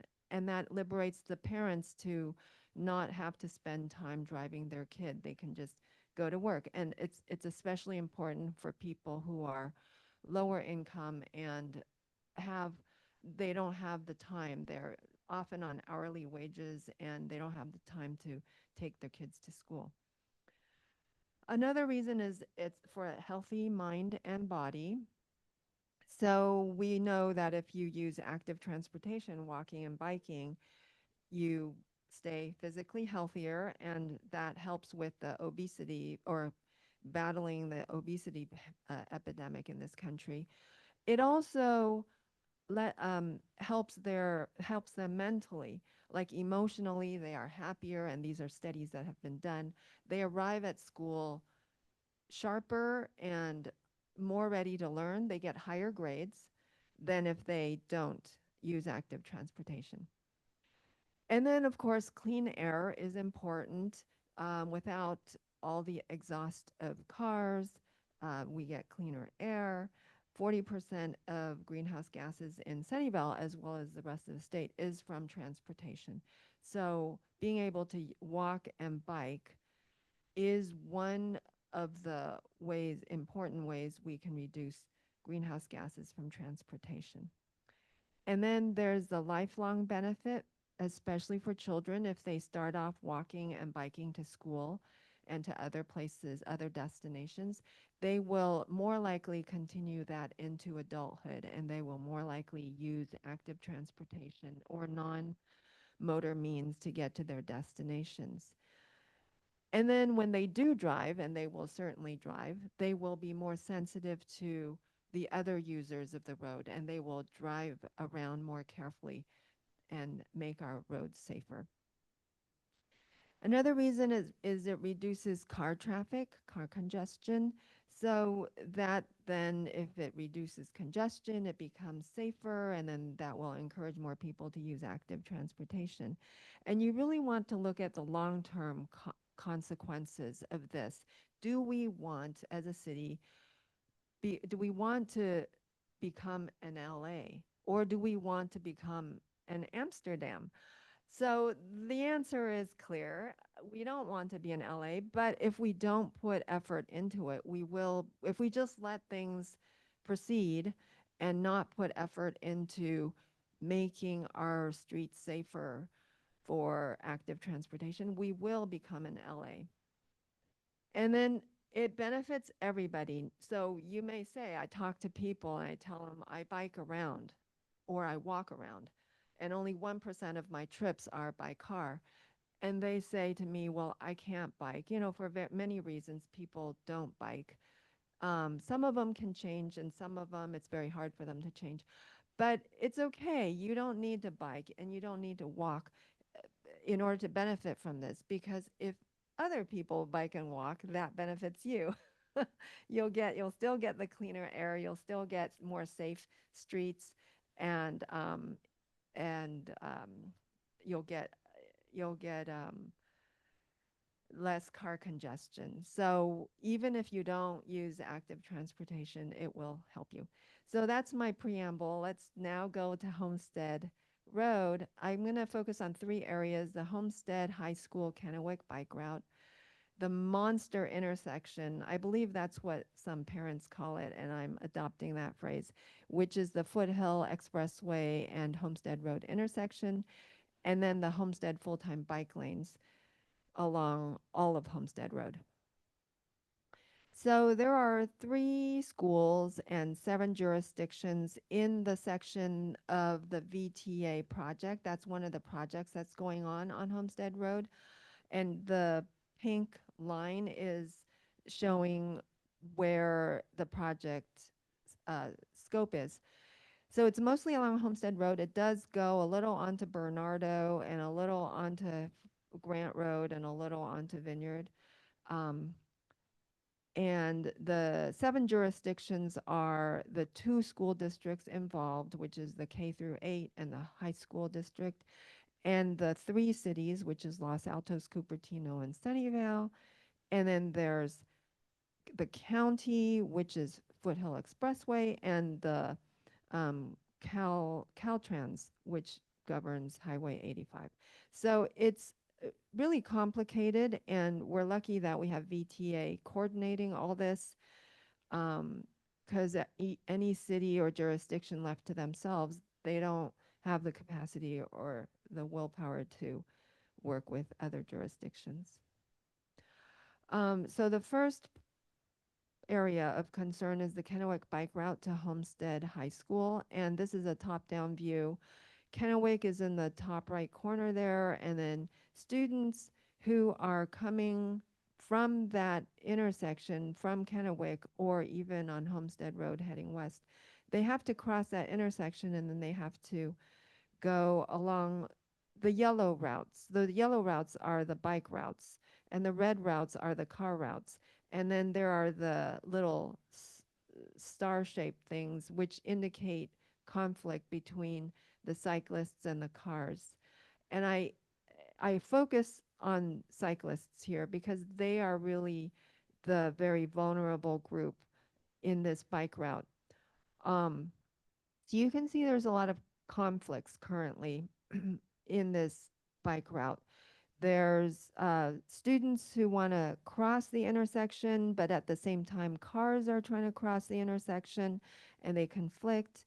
And then there are cars coming out of the student parking lot there and conflicting with the students on the sidewalk or in the bike lane. So I'm going to show you a couple of the conflicts. This is a video I took of this Kennewick intersection where students are pedestrians and cyclists are crossing the intersection. They have a green light to cross. At the same time, the cars have a green light to cross as well. So the cars are going into the student parking lot, and that's fine. But then once the students get across, they want to then cross the student parking lot entrance. And so thus conflicting with the cars that continue to want to go into the um, parking lot. So that is of a hazard, and there's cars continue to go even when it turns red because they don't want to wait for another light cycle, and I understand that. I wouldn't want to either. Let me go to the next photo. This shows students, once they cross onto that side of Homestead Road, then there's like this there's a traffic jam of pedestrians and cyclists on there. And so that is a precursor to explain why. So this is taken from a different angle of the same intersection, and there are a couple of cyclists waiting there, you can see, and they're starting off. And then that first cyclist stays on the sidewalk biking the wrong way. I shouldn't say the wrong way, but against traffic. And then there's the other cyclist gets into the bike lane biking, and that is the wrong way. That's the California Vehicle Code disallows that, and for a reason, because it's quite dangerous. There are also at that time commuters going the opposite way in that bike lane, and they could crash into each other, and someone could get run over by a car. Um, Also, the principal also told students that they should bike in the bike lane. Of course, he was wrong, but that's also another reason students bike in the bike lane. So there's no good way, no good legal safe way to get from the intersection to down the street to where the bike racks are. And then we get to this next hazard, which is the student parking lot exit. And I'm going to show you this video of on the right side, you see the car hitting the student. So that happens, and this happened in April 2022. Luckily, the student was able to get up and bike away, but it could have easily been much worse because the driver obviously didn't see the cyclist. This driver could have hit the cyclist much harder and, inflicted much more injury, or there could have been a car coming down Homestead Road at that moment, hit and run over the student. So that student was very lucky. But I feel that this is another accident waiting to happen, and we need to fix this situation.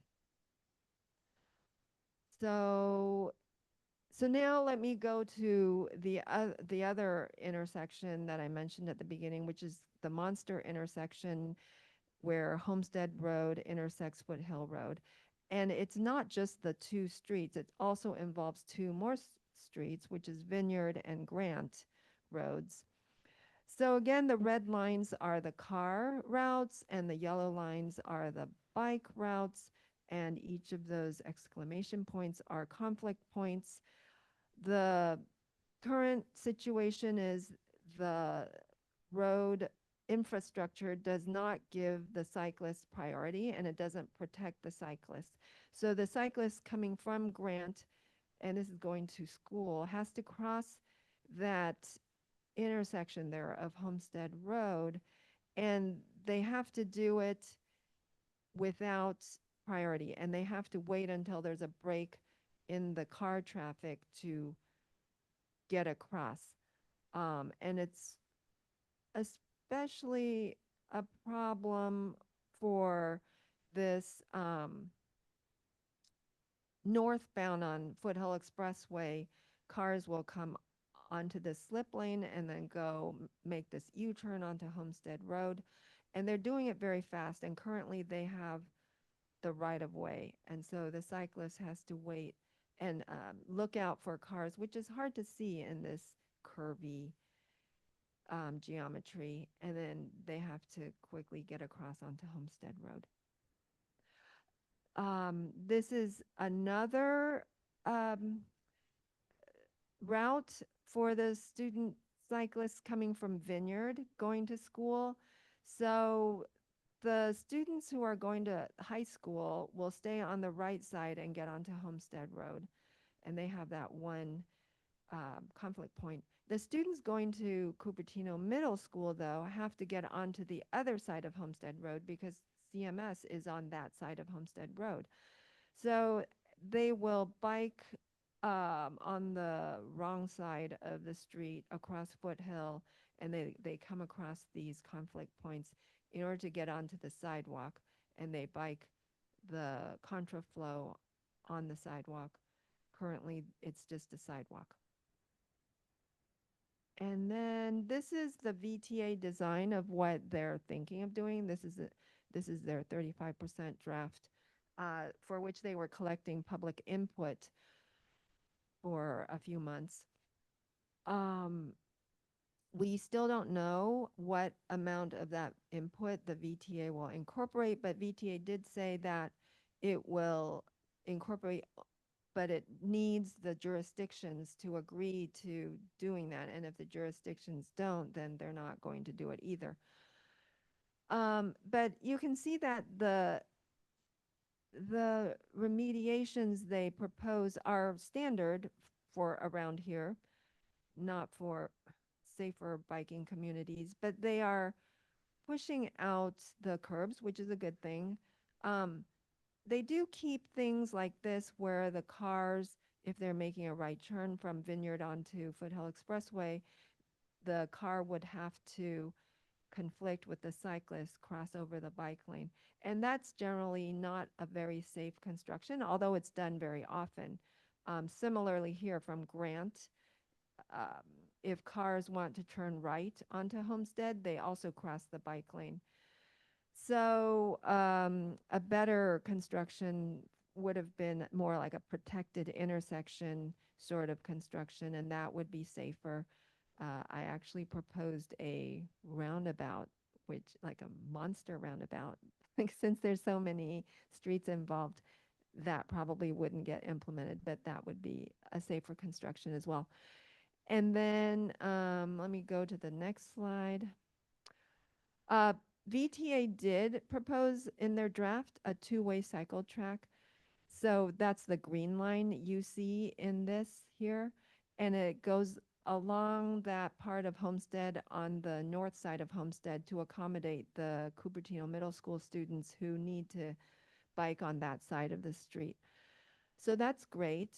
But it doesn't, so it goes only, it stops there before it gets to the intersection on the left side there, which is a bit, I don't know if it's possible, well, anything's possible, but they really do need to extend it to, in my opinion, to where there's the orange segments. So because that's students are biking on the contraflow on those orange segments as well. So especially when we get to the monster intersection there on the left side, it's even more important that we put in the cycle track and other safeguards, because intersections are the most dangerous parts of their commute, of anybody's commute.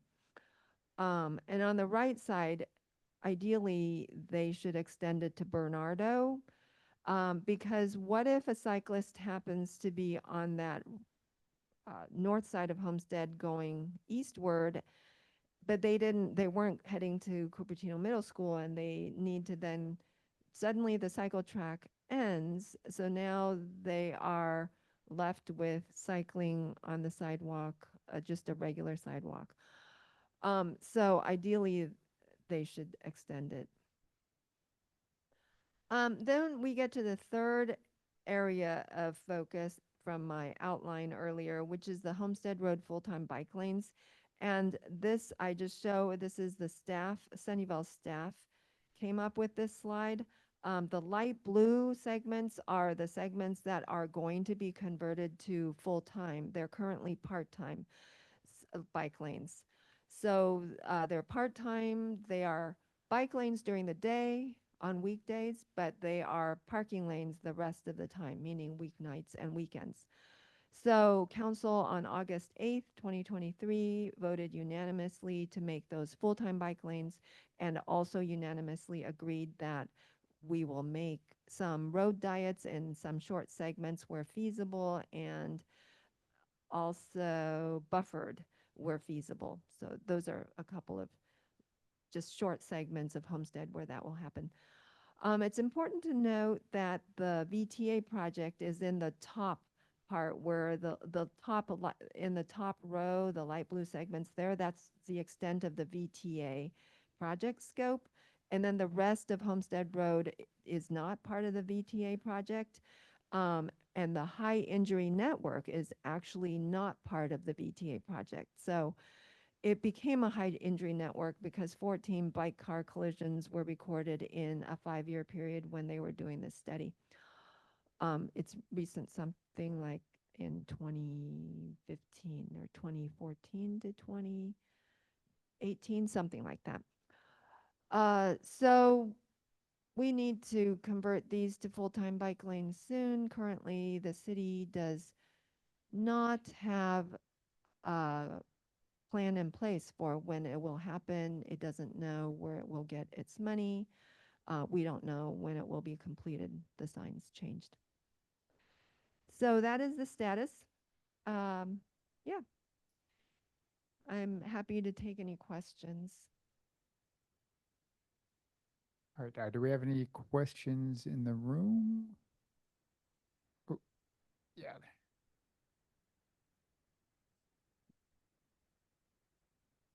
Charlene, I was under the impression that Kennewick Homestead, they were just going to have, as they do at Mary and Homestead, where everything stops and then all the students can cross and you can go crosswise, you know, an X or straight across.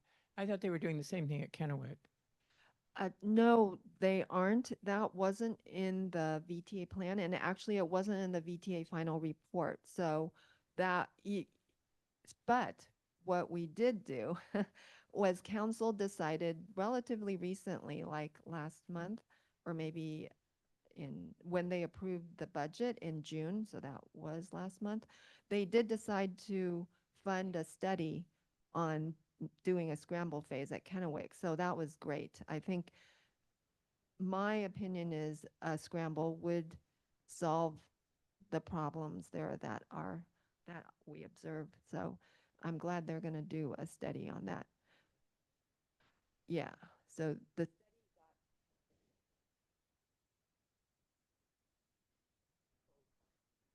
Hello? Yeah, the study got funded, and then, you know, how long studies take, and then at the end, the council will vote on whether to make it a scramble phase. The rest of the Kennewick bike route, which also includes that problem with the student parking lot exit and cars coming out of it and students biking the other way so drivers aren't aware of them coming and that student got hit by the car. That an ideal solution would be to close the parking lot exit and then cars can exit out of what's currently the entrance so they can enter and exit there. As I've been told that the school district, well, when I talked to Graham Clark, he's the superintendent, he was open to exploring that, but so far it's not formally part of the school district's plans.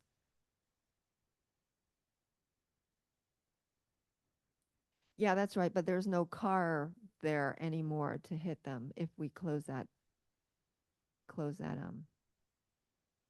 exit.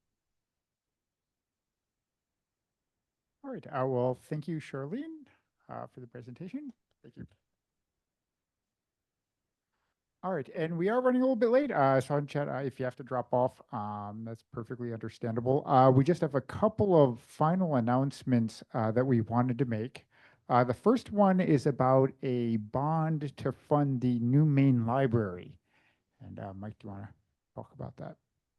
Yeah, thanks, Chuck. As members will remember, we Livable Sunnyvale, I think at our last meeting, voted to support the library bond, which is a bond measure the city council put on the November ballot for I think it's $90 million for a new main library. So we're very excited about that, and so some of us within Livable Sunnyvale and outside of Livable Sunnyvale, Agnes Veith and myself and Eddie Trong and a number of other people are forming a committee to promote and support this bond measure. As you know, the city staff cannot actively advocate for a ballot measure, but we certainly can. So if you are interested in supporting this in any way, please reach out to myself, Mike Cerrone at livablesunnyvale.org, or Agnes Veith at livablesunnyvale.org, and let us know. And we'll be scheduling a meeting of the committee soon. We'll send it out in a couple of days. So again, if you're interested in helping with that in any way, and there's, getting the message out to the community, and we'll have, yard signs and door hangers and those kinds of things coming up. So reach out to us if you want to help out. The polling done on this needs to be a 2/3 majority, and it's right about at 2/3 favorability right now. So that's where we are. So we need to need a little bit of effort to push it over the line. Thanks. All right, and then the next announcements, and Agnes is going to, not Angus, Agnes is going to talk about a meeting next week the city is having about a safe RV parking program. So before I talk about that meeting, Mike didn't see the calendar. We're talking about having the library committee meeting. Our first meeting would be on the 24th at 7. So for all of you who have already shared your interest in this project, I will be sending an email to you inviting you to the meeting. So as Chuck said, I'm going to be talking about a safe parking meeting that the city is going to host, and the city will be hosting it on Tuesday, July 16th from 6 to 7 in the City Hall, the Bay Conference Room. Most of you probably remember, if you've been with Livable Sunnyvale for any period of time, we brought safe parking up to council over 5 years ago. And the structure of this meeting is intended to be an educational presentation on safe parking, safe RV parking. There's no mention in the emails that I received about vehicle parking. It's RV parking. And it will be our opportunity as community members to provide written feedback on any concerns we have, the benefits we see in this type of an arrangement, or appeals of allowing a program like this in the city. And feedback will be shared with the council during next month's study session. Amanda Stoltz, and I hope I pronounced her last name correctly, is our homeless services manager, and she will be chairing this meeting. So that's all we know about it right now. If anyone has any questions in the room. The date is the Tuesday of next week, July 16th, from 6 to 7 in the Bay Conference Room at City Hall. Any other questions from people in the room? And I don't see any in the chat. So Chuck, I'm turning it over to you. Great, yeah, and if you look on the Livable Sunnyvale website on our calendar, it has the meeting next week with the Zoom link and all the information about the location. And then one last announcement. I'm going to paste something in chat here right quick. So over the past couple of months, we've talked a little bit at these meetings about some developments that are being proposed for the village centers on Duane Avenue and Lake Haven Avenue. Right now, those are two kind of shopping areas in northern Sunnyvale, and the proposals are to replace those just with townhouses. And while it's great to get the housing, we're very big advocates for housing. The original vision for these sites was more of a mixed-use type of development with a mix of retail and housing. So we're actually, pasted in the chat, we're actually putting together a letter that we're going to send to council. We'll probably be sending that next week. If you are interested in this, if you'd like to see more retail at these sites, please take a look at that letter. And if you feel it's appropriate, please sign that. And then we're also going to be arranging a group to speak before council probably at the end of the month.